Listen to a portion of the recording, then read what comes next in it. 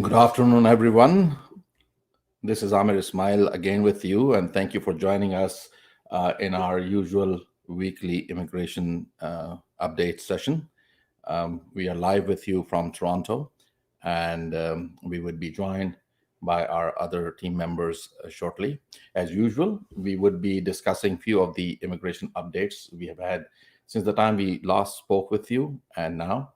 And amazingly, when we were ready to go online, my team updated me that there was a there was an express entry draw just happened a few moments ago, and it is notable because this express entry draw was unprecedented and unheard of. And the reason why I say that is because usually we see that the immigration department invites around 4,000 to 5,000 applicants in a draw. But this time around, we see that the Canadian government invited 27,332 applicants in this one draw. And I have never seen that in the last 6 years of express entry history, that these many people are invited in one draw. And the CRS score for this particular draw today was only, you can guess, it was only 75. Yes, the draw was only targeted to Canada Experience Class applicants. These are those people who are international students who have graduated in Canada and they have gained at least 1 year of work experience on a postgraduate work permit, and also those who have gained experience in other work permits, work permit holders who came here as a worker. This is a good news in the sense that Canadian government has dealt with the Canada Experience Class applicants in one go, which is an indication they wish to go forward and invite more people who are not in Canada, they are overseas, because there is a target that is needed to be met, which is 401,000. And this one draw is actually going to set the precedent. And let me show you this this announcement that we received today. And just give me one moment. I'm going to pull up the tab right here. So if you could see this, this draw which happened today, draw number 176, that happened just a moment ago, it invited 27,332 applicants, and the CRS score for the lowest ranked candidate invited was 75. So this is something good. And we will see, we are hoping that we're going to see more draws happening very soon. So going forward, we will be taking your questions as well. We are going to respond to your questions. We will have one topic that will be presented by my colleague Goli from Ottawa, the capital city.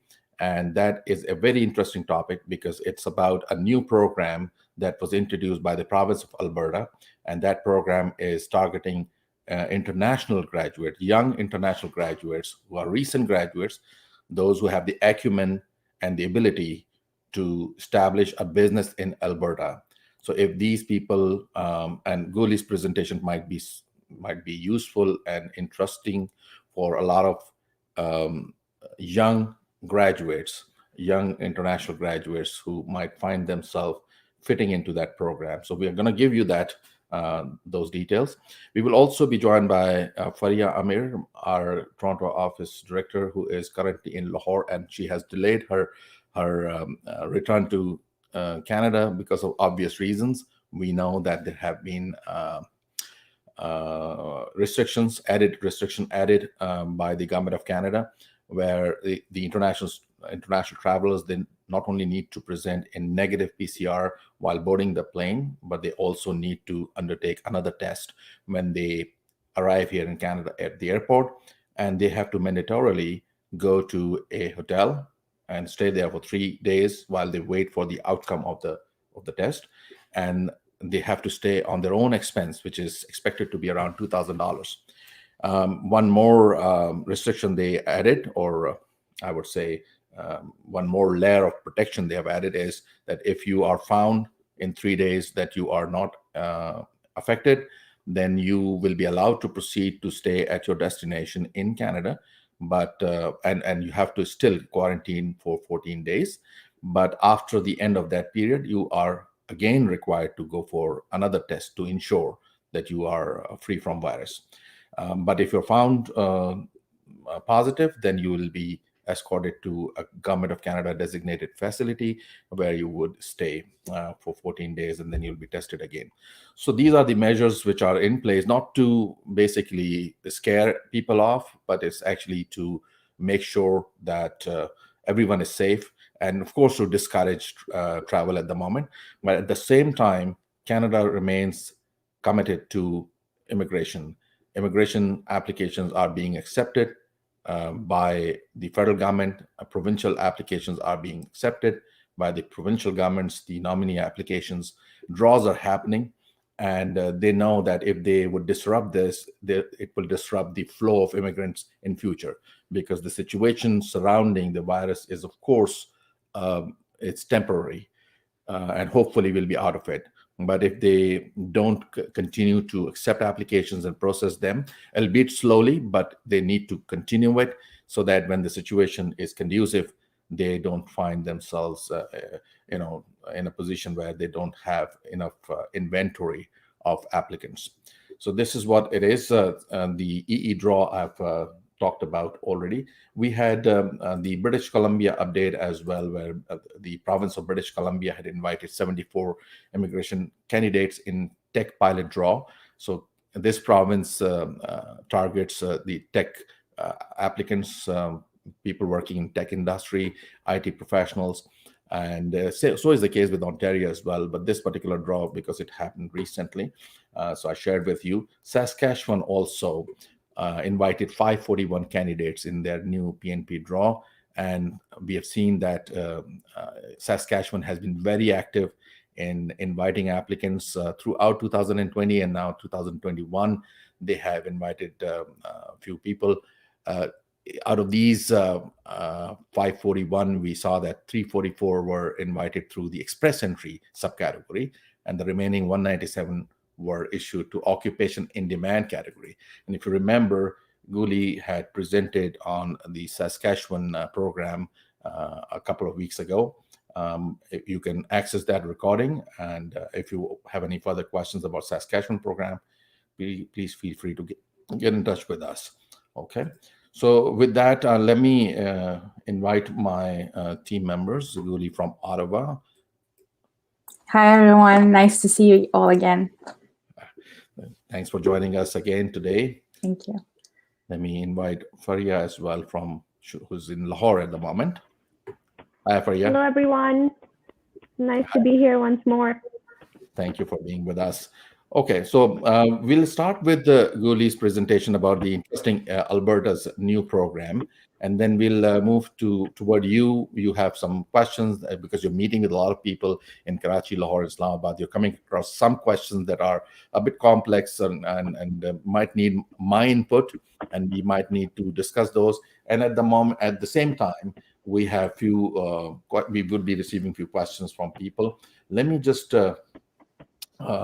acknowledge quickly people who are with us. We have Usman Tariq, and he's surprised by today's draw. So are we. It's actually, I mean, when my staff told me, I said, no, it's a mistake. Maybe it's 2,700. But they say, no, it's 27,000. So yeah, I had to reconfirm right there. Asif is asking about the future draws. So we are going to take these questions I'm just right now acknowledging your presence, so you can you would know that I know that you are here. Hanif is also with us. Hanif is asking a question. Mansoor is also here. This drop of CRS 75. So we're going to discuss about that. Why was it 75, right? A lot of people are confused about it as well. So I was confused too. Shazia is also here. Tasi was saying thank you.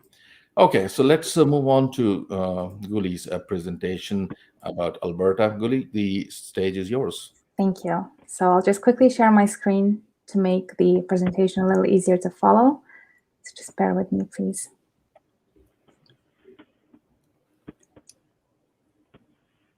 Okay. I hope everything is visible now on your end as well. Okay. It is. Perfect. So, great. So today I'll be talking about the International Graduate Entrepreneur Immigration Stream of Alberta that recently opened up. So what exactly is this stream? The Alberta International Graduate Entrepreneur Immigration Stream is for international students who have graduated from the post-secondary institutions in Alberta, and they wish to immigrate to the province permanently, either by starting a business or by purchasing existing business that already is running up in Alberta. The EGIS, which is the International Graduate Entrepreneur Immigration Stream, is part of the Alberta Immigrant Nominee Program. So it's a provincial nominee program operated by the Prairie Province of Alberta. And what are the eligibility criteria for this stream? So the candidates must have at least 6 months of full-time work experience, either in active business ownership or management of the business, or you must have equivalent activities such as completion of a business incubator, a business accelerator program, or an entrepreneurship program courses. And these are some of the lists. For example, the Aboriginal Entrepreneurship, Artisan Entrepreneurship, Bachelor of Commerce in Entrepreneurship and Innovation, Masters of Business Administration in Innovation and Entrepreneurship, Bachelor of Commerce in Entrepreneurship and Innovation, Small Business and Entrepreneurship, and Culinary Entrepreneurship, and Bachelor of Commerce in Entrepreneurship and Innovation. Sorry for the lots of interpretations there, a little bit of a long word to pronounce. So how about the education? So the candidates must have completed at least 2 years of full-time study in Alberta, which must have resulted in post-secondary educational credential from the Alberta Education Institution. And this program must have resulted in a PGWP, which is the post-graduation work permit. So you must have access to that, or you must have that permit. And the candidates must, as we mentioned, must have that post-graduation work permit, which is valid for at least 2 years at the time of express of interest submission. So when you're submitting your interest for this program, you must have it valid for at least 2 years. And as for the English or French language abilities, you must be proficient in either of these languages, must have an approved language test such as CELPIP, IELTS, and this score must be actually a Canadian language benchmark of level 7, so CLB 7, in all 4 components of the language test. So as you can see, it's a little bit of a more competitive, yet a very attractive a program stream for students. And let's come to the business establishment. So the candidates must buy or establish a new business in Alberta, and they must own at least 34% of the business. And the proposed business must not be on the eligible business list. And I'm just going to go through what is not allowed in this business establishment. So any business in contravention of the IRPA, which is the Immigration and Refugee Protection Act and regulations, for example, immigration-linked investment schemes or passive investment schemes are not allowed in this business list. Business that don't add any value in the economy, like including payday loan, check cashing, related businesses, or businesses in trading used goods. Businesses that would be considered passive investment or lack active management, which is property rental, investment and leasing activities, real estate development, brokerage or business brokerage, coin-operated businesses, including laundromats and car wash operations are not allowed. Furthermore, project-based or seasonal businesses are also not allowed. Some of other business ideas, such as bed and breakfast, lodging houses, are also not allowed.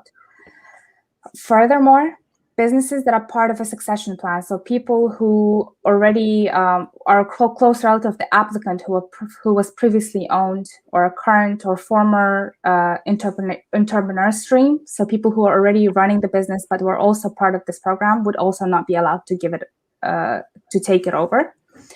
And another business that's not allowed is distributing or producing adult content such as pornography, and services like this would not be allowed. And what is the application process? So if you're interested in applying to this program, you first submit an expression of interest in the Alberta online portal. Your application is valid in the pool for 12 months. After that, you would have to renew, so submit a new one. Expressive entries for this stream will be assigned on a score out of 125 points, which I will touch upon right now and explain what those points are. And the high scoring expressive interests will be selected from the pool, and these candidates will be invited to the next stage of the process, which is the business application package.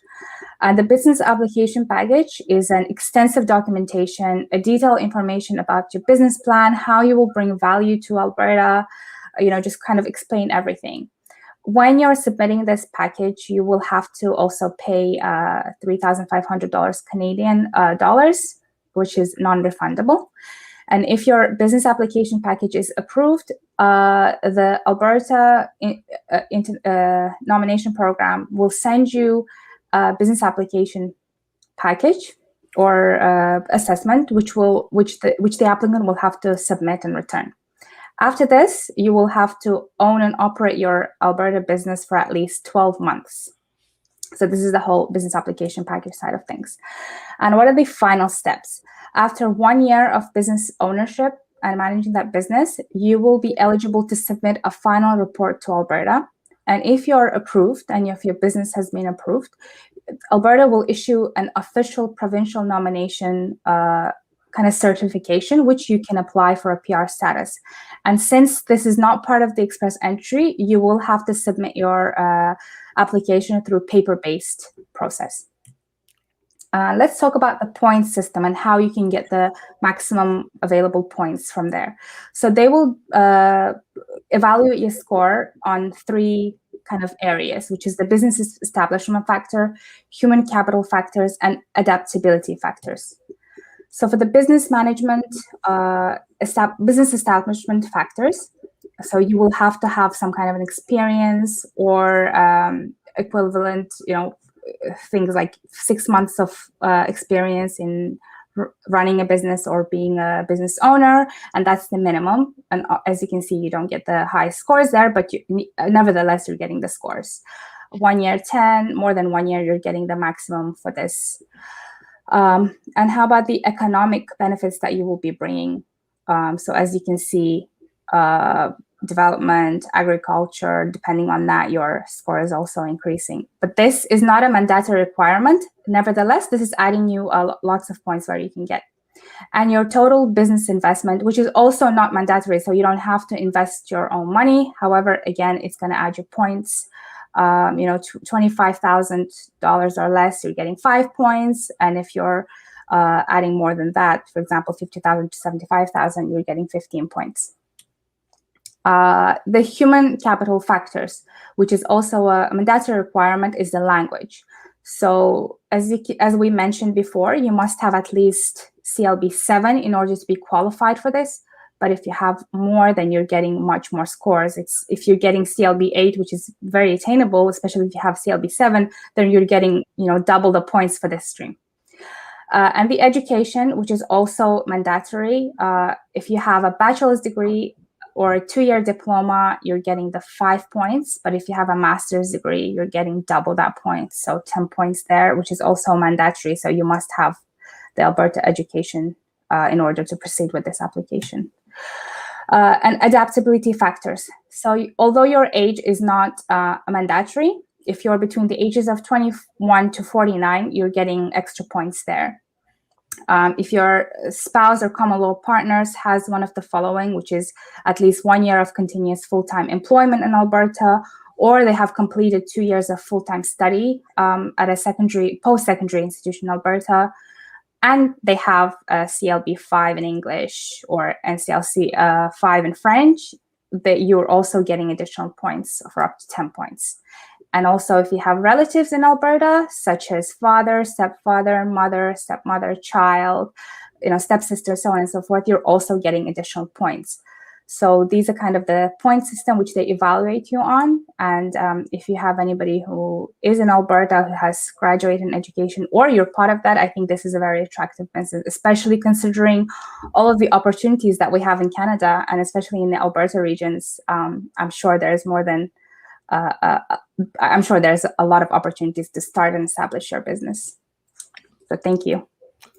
Okay, wonderful, Guli. It was very informative.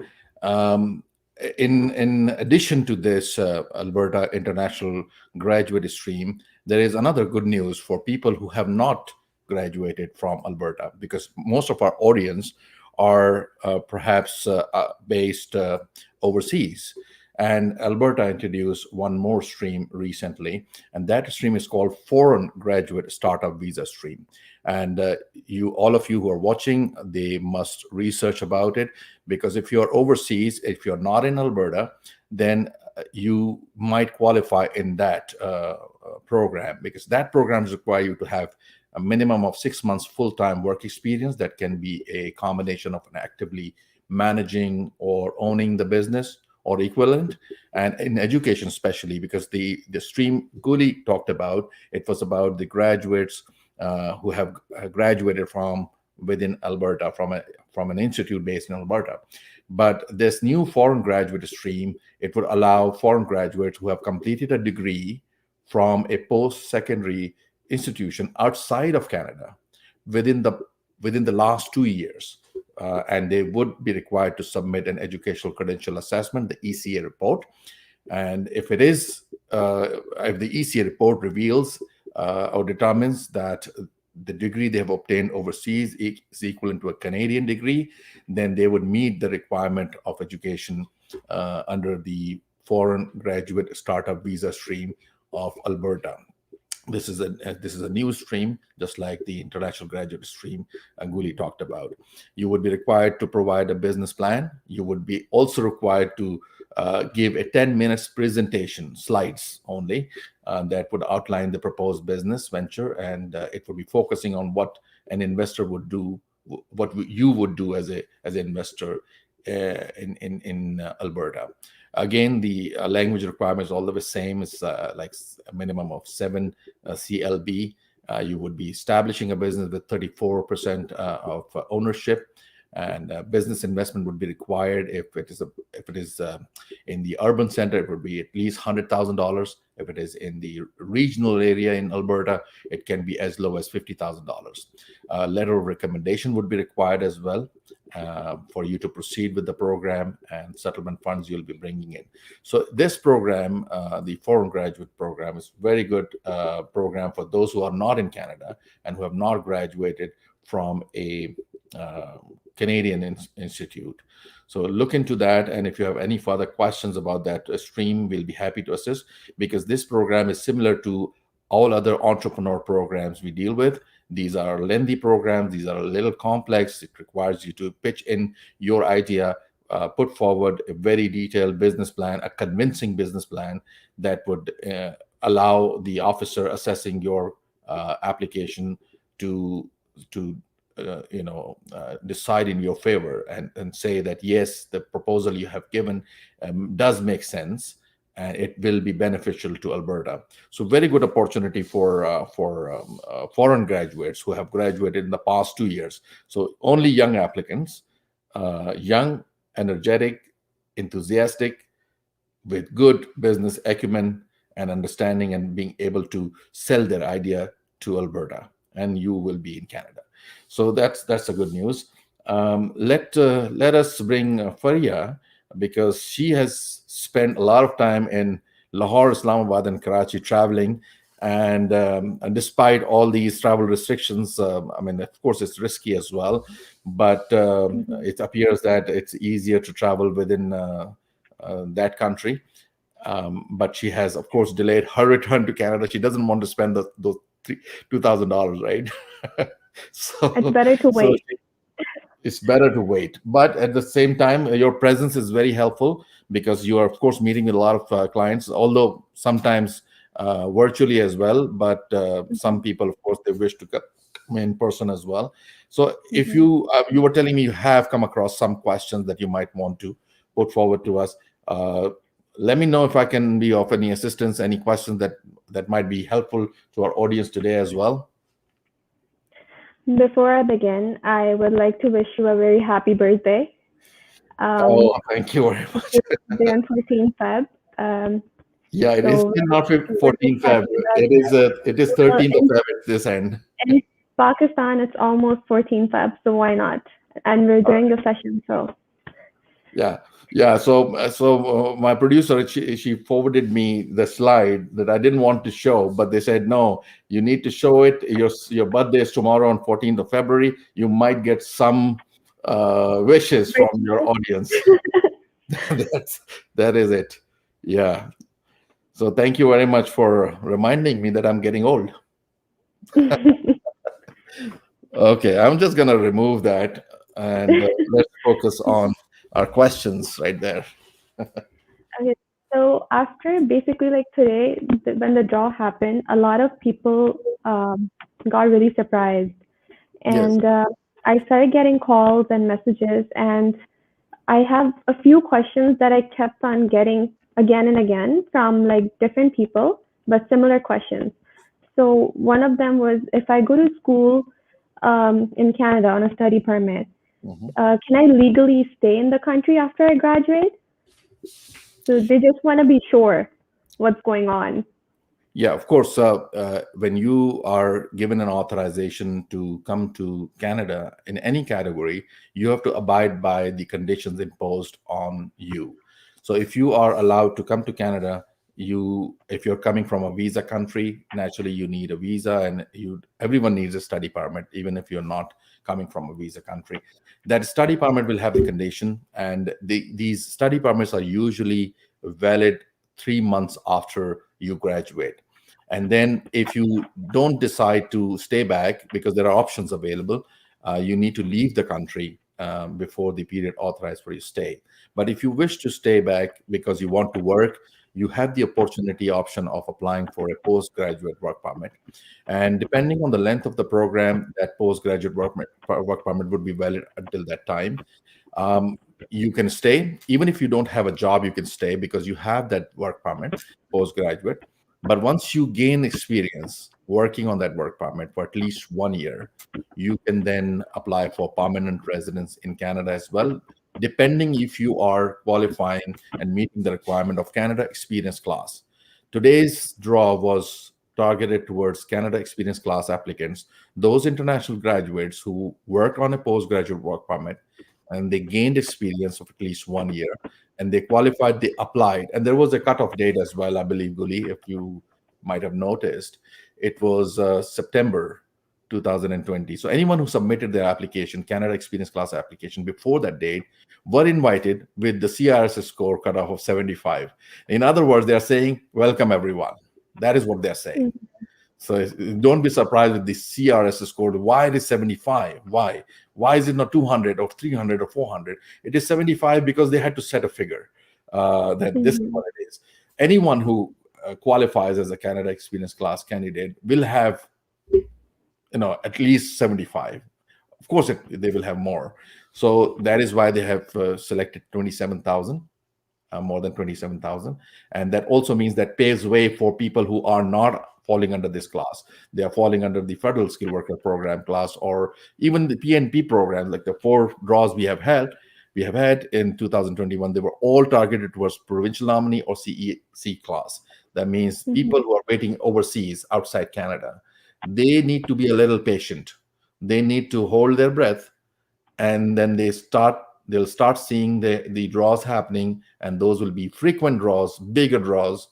And in the meantime, Canada would continue to select people that are already here, because we need to understand that they need immigrants, and they have a lot of people here, studying here, working here. Why not select them before we bring in people from overseas? Exactly. So that is the strategy, and we need to understand that. Okay.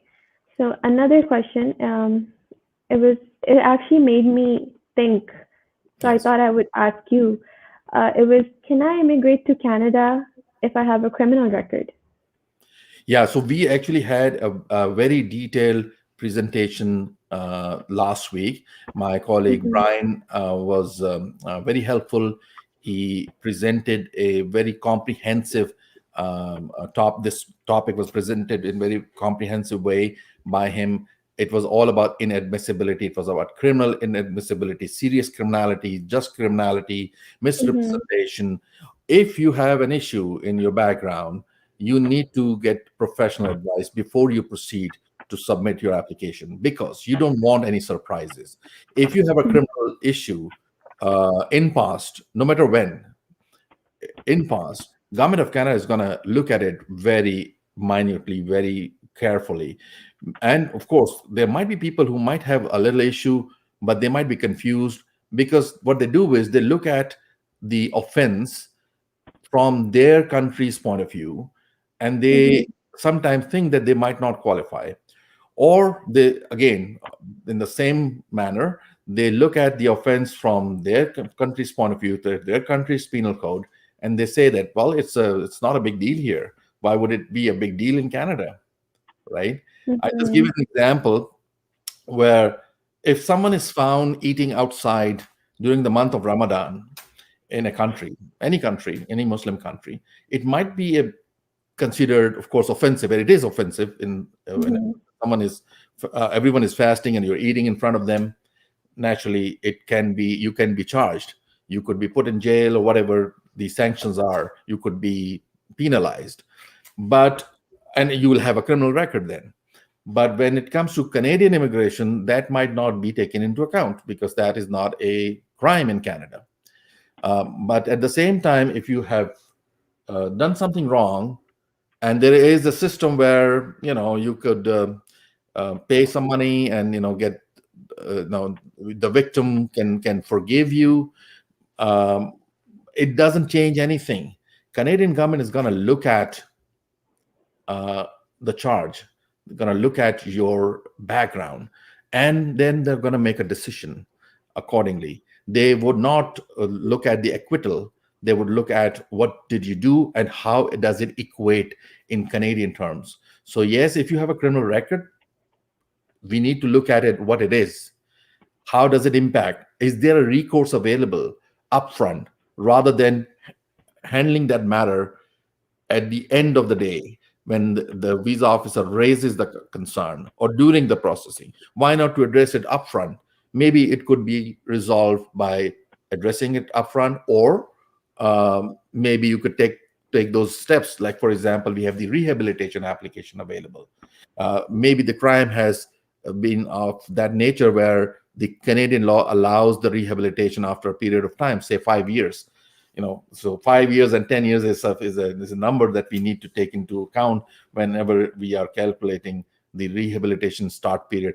So these are a little complex issues. The criminal law and the immigration law overlap, but it's very important for the applicants to take into account the admissibility issues, misrepresentation issues, medical grounds refusal issues, financial grounds refusal issues.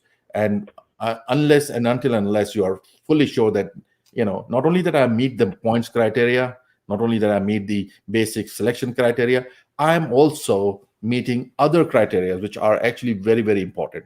Okay. Makes sense. This is why you always need to seek professional advice, and that's why we're here. Yes, very, very important. Okay, that'll be it. Okay, great. So let's have a look at the questions that we are receiving. There are a lot of them, actually. I'll try to attend to these one by one. We have a few minutes available before we wrap it up. Here, the first question, that was the first question in the session as well. Usman Tariq Sheikh is saying, he's surprised about today's draw. More than 27,000 candidates selected. I feel they want the students to come and contribute to economy and then become immigrants. What your say on this? Well, that has always been the intent, because international students are important. first of all, they pay from their own pocket, so it contributes to the economy of Canada. Billions of dollars are paid by these international students. Second, they are young. In most cases, they are young applicants. Third, they get a Canadian degree. So when it comes to Canada accepting immigrants from overseas with foreign degrees, where these immigrants come to Canada and then they struggle to get their educational credentials assessed and get their licenses, if they were to accept an international student who has acquired a Canadian degree, it would be easier for that person to get hold of a job.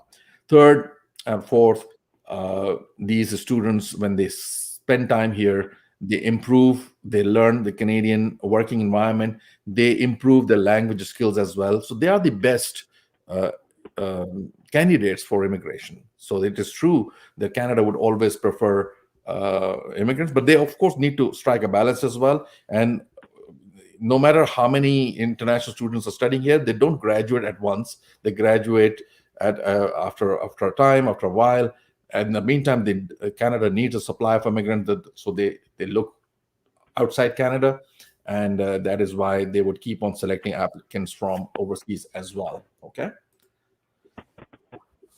And Tosif is saying, I hope that this score will happen in the next draw as well. We are hoping as well. I believe they're going to take a little bit of pause because they have selected a lot of people under Canada Experience class. And the next draw, we might see a full program draw. Of course, Canada Experience class candidates will be selected in that draw too. And it might be, the initial draws might be somewhere around 460 to 470. It is my opinion, but it might be wrong. We'll have to wait and see, because today's draw was very surprising, because I was wondering how would they manage all these Canada Experience class applicants, because every time they select 5,000, people have to wait, because the composition of the pool is such that it will take ages for them to get through to these, and suddenly they have selected 27,000. So this is good management, I would say. Suhail is saying, will you please guide us or help me to get Canada visa? So which Canada visa are you looking for? Are you talking about visitor visa? Are you talking about skilled worker category, business category? You need to get in touch with our team to assess, of course, and you need to tell us as to which category you're applying for. There is no a general visa category. It has to be something. Student visa, visitor visa, whatever your preference is. And if you're saying thanks for sharing, we're welcome. Mr. Amir Ismail is there. HSC Health is there. Okay, they're the other there. Advisor. Okay, so if you're talking about the occupation in demand, the health, safety, environment officer, then of course you might qualify. Okay, Mansoor is saying, with the drop of CRS 75 today, can we expect decrease in CRS for non-CEC candidate also in the near future? So basically, it all depends on how many people are there in the pool and what their ranks are. When we were looking at the last update on January 18, the pool had very few 470 plus candidates left. But as I checked it today, there are again 3,000 applicants, right? So as they process applicants, new applicants always emerge, always keep on submitting their applications. And that is why the pool is always populated with people with higher CRS. But we have seen that these CRS, the higher CRS score holders, they are decreasing, they're depleting, because Canada has, of course, conducted a lot of draws targeting people with 460 to 470 points. So we are hoping that the future draws would be with less CRS. Shazia is saying, I ever asked you one question. Can you please tell me how much time they need for my immigration? I'm upset. My husband sponsored me since September 2019, still waiting. How much time will they take for approval? Done my fingerprints and medical since December 2019. Please tell me. Okay, so yeah, I understand. It's very, very frustrating, especially for spousal applicants who are far and apart, and they don't really have any choice but to wait. And the Canadian spouse can't travel to the home country. In most cases, they are working either, or there are safety concerns, the health concerns. If you look at the past 2020, you can actually discard that. You can just you could say that year has been taken away from us.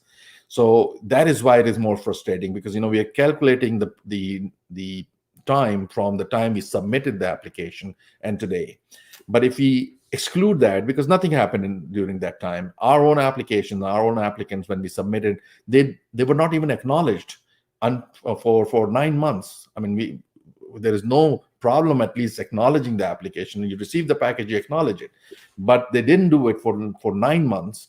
And then, of course, these people can't say that we've been waiting. I mean, of course, they have this complaint, but when it comes to calculating the number of months they have been waiting, you can safely discard these 12 months, and then you'll find a little bit of peace that, I've been waiting not for 1.5 years, I've been waiting for 6 months. I know that there is no consolation, there is no way I could give you some, hope, but future is good, because Government of Canada has said, although they are still failing spousal applicants, but they have promised that they're going to look into those, and hopefully, very near future, it would be dealt with. Tausif is saying, thank you, very, very welcome, Tausif. Minaj has very kindly tagged his friend. Minaj is a very good client. We helped him from Dubai some 4 or 5 years ago, but I've known him for the last 15 years. Very, very good friend as well, and he keeps on referring us clients. I'm very thankful. So what was the minimum score? 400 something? If you're talking about today's draw, it was 75. And if you don't believe me, you need to check it yourself. A lot of people won't believe me. I'm looking for an attorney who could help me renew my PR. So basically, if you are in Canada, you can always get in touch with our team, and we'll be able to help you with your renewal. Safiullah is saying, what about if I have client in Nova Scotia, Mississauga? Is there any way to help in immigration? Okay, so I don't really understand the question. If you have a client in Nova Scotia, Mississauga, because Nova Scotia is a province in the eastern end of Canada. Mississauga is a city in Ontario. So I don't really understand, but you feel free to get in touch with our team and explain to them what are you looking for. We'll be very happy to assist you. Okay, let's see. There is one wish that has been sent to me. Salam Sagar is saying happy birthday. Thank you very much. Jawad Khan is saying happy birthday. Amir Ismail Saab. Thank you very much, Jawad. They are pouring in now. Shazia is saying happy birthday. Thank you very much. There's a LinkedIn user, maybe a secret admirer, I believe. Happy birthday. Thank you very much. I wish to know your name so that I can thank you. Abdullah Jalal is saying happy birthday. Thank you very much. Yassine Salim, happy birthday. I didn't notice that these were coming in. I said, well, no one noticed. Happy birthday to you. Yes, thank you, Hanif. Always a pleasure having you. Bilal Memon from Karachi, I believe, if I'm not mistaken. Okay, Umar Khan. He's saying, can I change my NOC after making profile? Will it impact any immigration process? Not at all. I mean, if you are making the change and it is beneficial, and if it indeed is the true reflection of your experience, right?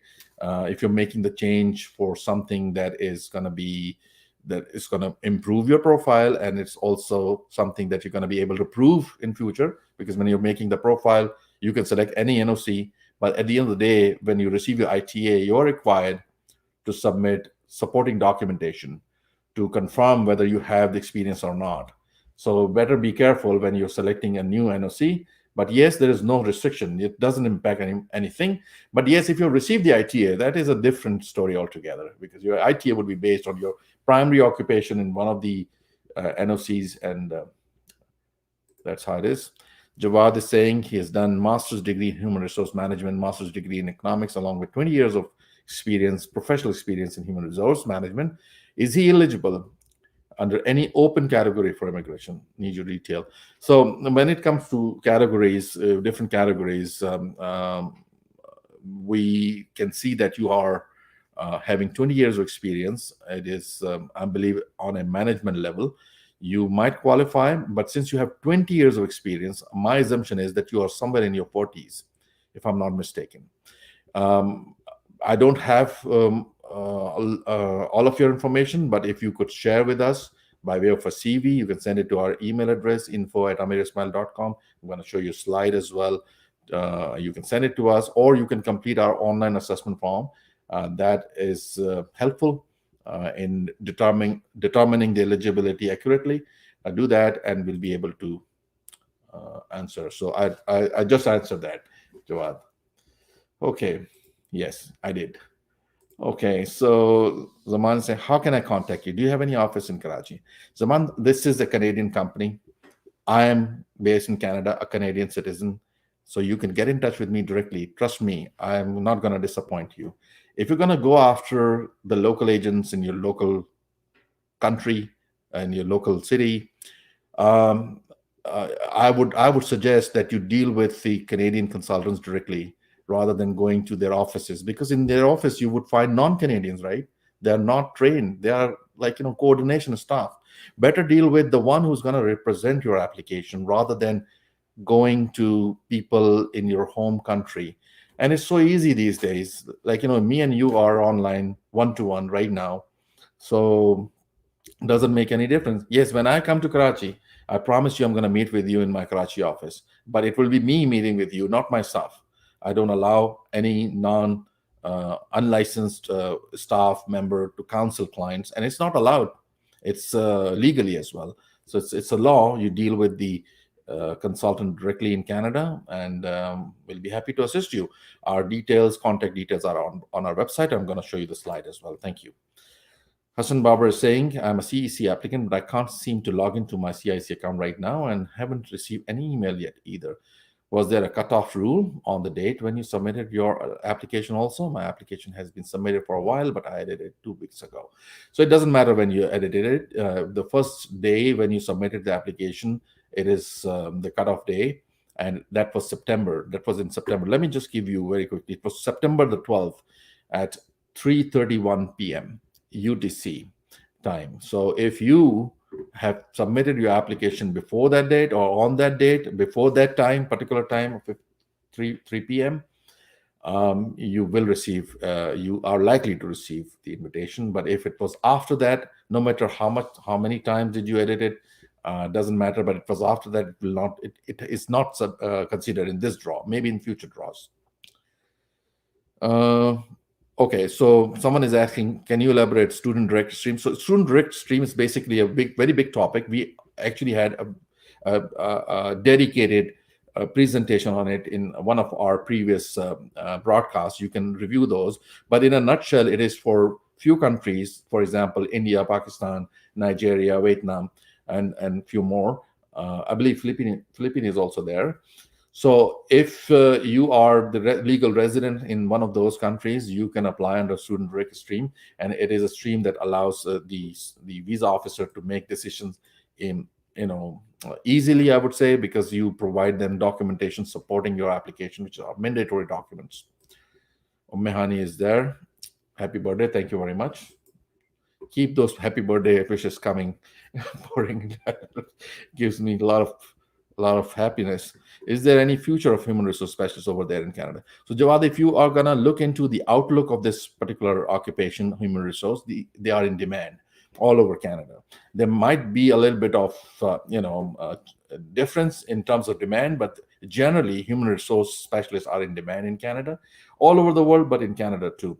But if you want to know, you want to do your research, you can visit the Working in Canada website, and you would see the outlook of your profession and many other occupations, and you would see if the occupation, what would be the outlook of the occupation in the next 5-10 years, and which city you might want to target in terms of your settlement in Canada.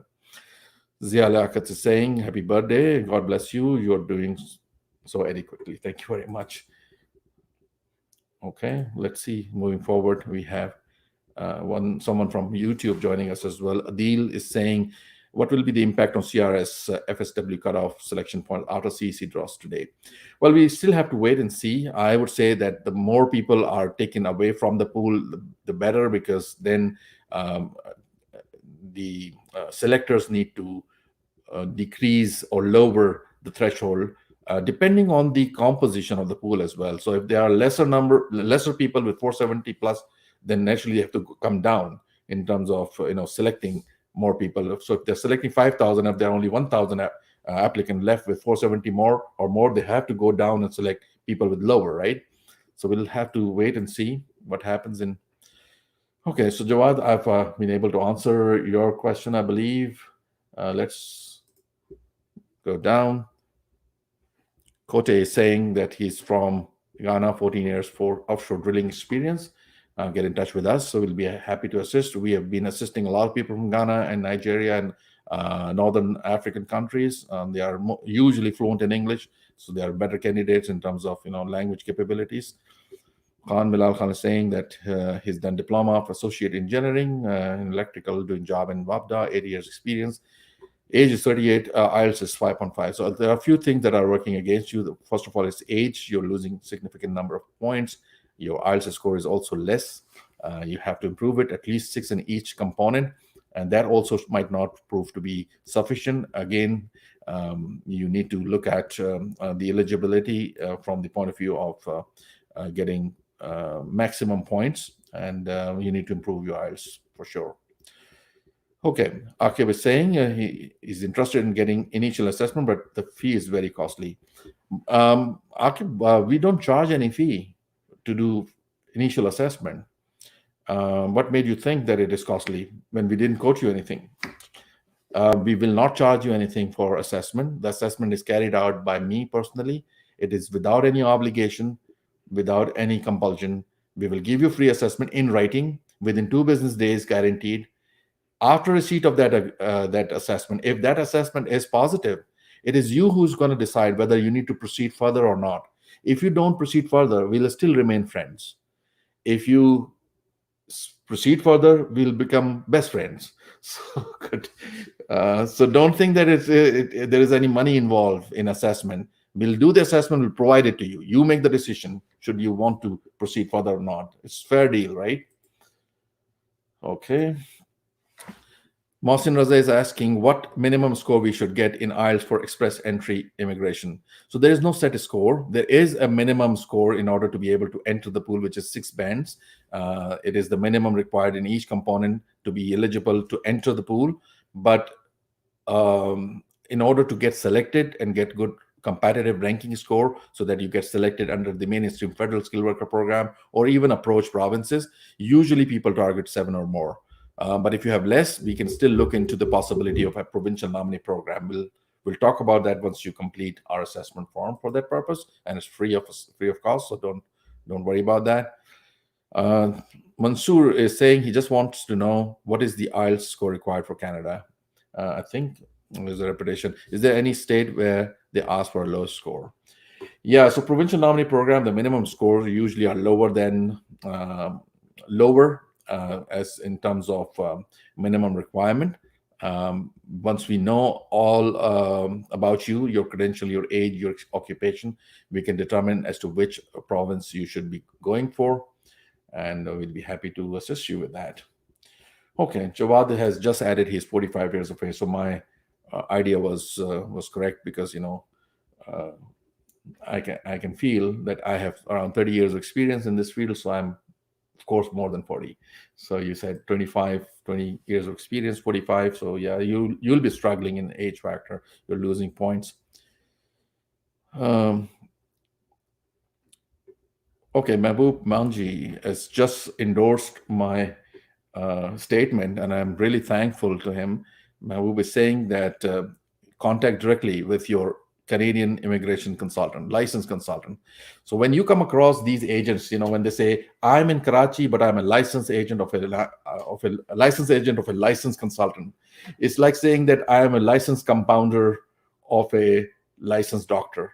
So don't fall prey to these claims when you come across someone who says, I'm the licensed agent of a licensed consultant. They are basically agents. They are basically not doing anything. They are just representing us in home country by way of an agreement between us and them. So if that agreement breaks down somewhere down the road, you will be the victim, right? So why not to deal with the person who gave the agency to that agent? Why not deal with that person who is in Canada and he's one click away? So thank you for endorsing my thoughts, and it is the law as well, as I told you. Barbara saying thank you, welcome. Jawad has his wife who has a bachelor's degree. So thank you very much, Jawad. When you complete the form, all these details that are coming in bits and pieces would be provided in one go in the form, and we'll be able to take into consideration all the aspects of your profile, and it'd be wonderful to make an accurate assessment and let you know where you stand. Okay, so we are about to reach our 1 hour threshold, and I'll just try to wrap up questions very, very quickly. Mansoor is saying, happy birthday. Thank you very much. Amreen is saying, happy birthday. Thank you very much. I got connected with you via WhatsApp. How do you see teaching profession in Canada? Are there any flexibility in process of immigration? So basically, there is no difference in terms of processing. There is no priority given. Teaching occupation, of course, is very much in demand. Teachers are respected here. Internationally trained teachers are required to go for licensing and additional courses. So you need to get in touch with the community level or provincial level of regulators to find what do you need to do as an internationally trained teacher. But there are no exceptions, basically. You need to meet the selection criteria. And Amreen saying she's from Pakistan. Thank you for getting in touch. Humaira Khan is saying, are you talking about CLB 7, or in each module one has to get 7? So I'm talking about, from the IELTS point of view, 6 bands. Now you can convert it with CLB 7 or 7, CLB 8, whatever it is. 6 band is the minimum requirement, right? It's not 7 bands, right? So yeah, maybe you're talking about CLB 7, which is 6 bands actually in each module. So in each module it has to be at least 6 bands or 7 CLB. Okay. Anis Nagori is saying that happy birthday. Thank you very much. Everyone is starting with happy birthday. That really feels good. I got connected. So this one I've already taken up. Adil is saying, what will be the chance on 442 CRS? So there are a lot of people who are in that situation. I'll show you how many people are there in that category just very quickly so that you have an idea. Okay, so let me just pull this up here. And I'm going to share with you the screen very, very quickly. Here, sharing. So if you look at the composition of the pool, you would see that as of February 8, 2021, number of people in the pool between 441 to 450 are 11,000, and 431 to 440 are 11,000 again. But before that, you have another 11,000 which are between 451 and 460, 9,000 which are between 461 to 470, 3,000, more than 3,000 between 471 to 480. So basically, if they are inviting 5,000 applicants per draw, you can see that you can get a consideration somewhere toward the end, but at the same time, new profile will be created. So it's not that it's stagnant, things have stopped, and you are going to get your turn somewhere down the road. So we don't know how many people will be making their profiles and what their CRS score would be. Okay. Salam is saying, I submitted free assessment of my friend via AIA website. Now I'm unable to submit free assessment of mine. The website gives the message that you can only submit one request. Any solution? Okay, so I don't know if there is any restriction. You might want to use a different email address maybe, because if you're using the same email address, the system might be considering you the same applicant. So it might be saying that you can't submit. Change the email address and you will be okay. Muhammad Masood saying he's age 40 and he has bachelor's degree, but so his degree was considered equivalent to a Canadian bachelor's, while he had a master's degree from Pakistan. So basically, in Pakistan and many other countries, you can get a master's degree after 16 years of education. If that is the case, then the Canadian assessment body would assess you as a 4 years bachelor's degree. Because in Canada, you study for 12 years high school. Faria has been raised and has studied in Canada, so she knows about it, that you have to study for 12 years to pass your high school, then 4 years to get your bachelor's degree. Usually it can be 3 years as well, right, Faria? It really depends on how you do it. So you can even take summer courses, speed it up. Yeah, A lot of people do it in 4 years usually. 4 years bachelor's, and then you have to go for another 2 years for your master's, I believe. Yeah. Okay, so that is the reason. Now you got the answer from someone who has studied in Canada. So yeah, we'll follow up with you, of course. And I'm going to remove this. I'm going to go back to the same format. Zohar is saying, where is your office in Karachi? It is on Shara Faisal, and it has been into existence since in 1991. We are on 7th floor. Shara Faisal Kashif Center is the name of the building. It's opposite Avari Towers. If you want to visit, you need to first take an appointment, and we can, of course, accommodate you once we have made an assessment about your eligibility. Feel free to do that. And they would do the same thing. They would connect you with me while you're sitting in Karachi office. So you might as well want to connect with me directly. I'm encouraging everyone not to deal with non-Canadian people in your home country. It's not good. You're going to be disappointed. They're not trained. They don't know Canada. They are not trained in Canadian immigration law. So better be careful. Deal with people who are trained, who are based in Canada in most of the cases. And you have access to us. I'm available.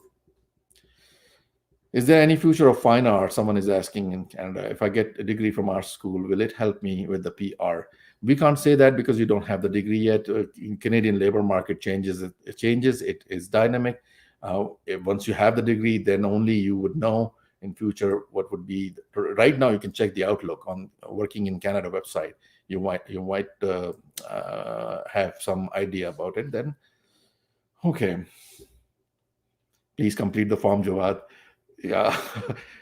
Yeah, you've broken the record of questions, but I really appreciate it. You're with us, so I really appreciate that you are with us. But I'll set aside my time to answer personally to your questions. This was, I think this was responded, I believe.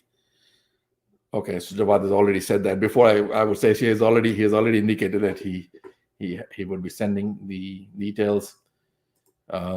Might I say any policy for PhD scholar which helps in immigration? Yes, there is a program for PhD graduates in Canada. The information is available on IRCC website. You can browse through it. There is indeed a program available. Mohammed Masood is saying someone told to do assessment, other WEC, they will consider equal to master. Okay, so I don't know whom did you speak to, but sometimes, yes, there is a difference. Some assessment bodies assess someone as master's degree holder, and the other body would say, no, he's a 4 years bachelor's degree. There is a problem going on. So we can determine whenever we are retained, we actually advise the client as to which assessment body you should opt for, right? Emmanuel is saying he created an express entry profile under the Federal Skilled Worker Program with the IELTS score 6.5, but was told that I'm not eligible and no CRS score was given to me. I also have my credential assessed. What other options do I have? I don't know why did they say that, because on the face of it, you should be able to create the profile. You are making some mistake. I don't know what that mistake is, but I think we can review your profile and let you know where are you, where is the mistake, basically. Akib is saying, so very big question. I will send you my profile in detail. Please send me your official email. I asked about cause because I already talked to someone from your organization. I'm actually an IT professional, having 7 years experience software and IT industry, qualification MSc, 16 years education, 2013 EC report expired. It was from CES. EC report is equivalent to bachelor's, 4 years bachelor's degree. Yeah, so we can look into it. And email address, it is info@amirismail.com. I'm going to show you the slide. If you've already spoken to someone in our organization, I'm sure you're familiar with our website too. The email address is given on our website too. You can take it from there, or you can complete our assessment form, and I'll be able to make an assessment. Mohammed Masood is saying, my wife has degree equivalent to master's Canadian, but she doesn't have any work experience. She needs to have at least 1 year of full-time paid work experience in order to qualify. So if she can gain that experience, she might qualify in future. How do you support? I mean, we will be with you till the time we get, you will be with us. Yeah, we will be with you. In fact, we will be waiting for you to come to Canada because we are here in Canada. We will be welcoming you. We will be with you throughout the process. Do you also support immigrants in getting jobs? No, we can guide you. We can direct you to appropriate professionals in order for you to get help from them. We don't arrange jobs ourselves. We are immigration consultants. Yes, you're right, Amreen. You need to send us your CV. At the Shamuddin, this is the last question we're going to take today. At the Shamuddin Khan is saying, I'm working as head of sales in HVAC products with 10 years experience, having bachelor's degree in mechanical engineering, I believe. Please guide me on my immigration chances. So at the Sham Sab, what we do over here is whenever someone approaches us, we ask them to provide their information by way of their CV, or they can complete our assessment form on our website, www.amirismail.com. So now I think now is the time for me to show the slide that has the information about the information on our email address. Let me just quickly remove this comment here. So we have our email address mentioned here, info@amirismail.com. The website is www.amirismail.com. It has an assessment form, a free assessment form for you to complete, and it would allow us to make an assessment of your eligibility. Okay. So I think that's about it. We are online every Saturday, usually at 11 a.m. EST or 12 p.m.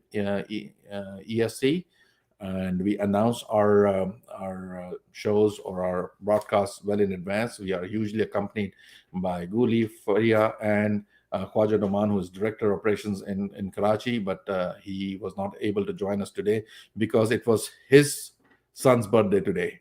So I have my birthday tomorrow. His son's birthday was today, so he was not available. And I'm not going to be available tomorrow. And it's a holiday tomorrow as well. And it's a long weekend as well. Right, Guli? You're enjoying the family Exactly. weekend. It is a long weekend in Canada and Ottawa. So yeah, thank you very much for everyone for joining us today. And we look forward to seeing you guys next week. And in the meantime, if you have any questions or concerns, feel free to leave the comment or send us an email, and I'll make sure that I respond to you guys personally. All right. Thank you very much for joining us today. Take care.